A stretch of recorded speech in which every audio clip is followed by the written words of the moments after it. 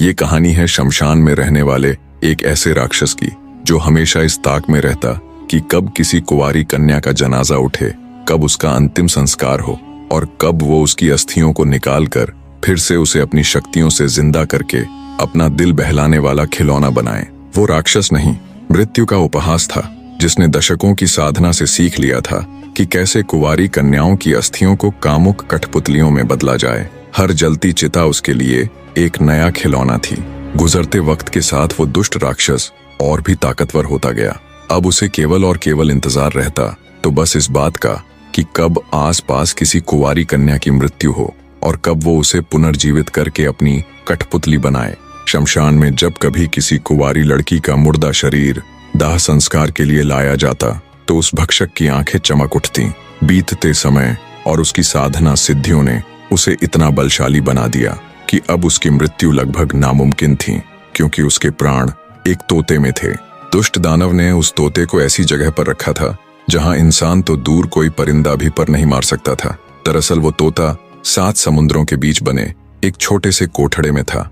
उस कोठड़े तक जाने के लिए भी 7 दरवाजों को पार करना पड़ता। उन 7 दरवाजों में हर दरवाजे के पीछे छिपी थी एक अत्यंत कठिन पहेली।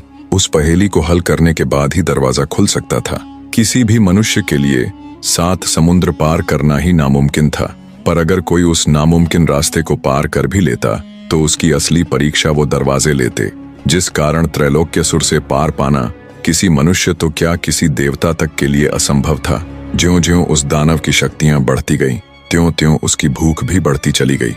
अब उस घिनौने राक्षस के लिए किसी पवित्र कन्या के मृत शरीर का इंतजार करना बर्दाश्त से बाहर होता जा रहा था। वक्त बीतता गया, दिन निकलते गए, धीरे धीरे दिन महीनों में तब्दील हो गए। बढ़ते समय के साथ त्रैलोक्यसुर की बेचैनी और उसके सब्र का बांध टूटता जा रहा था। फिर एक दिन वो हुआ जो कभी नहीं होना चाहिए था।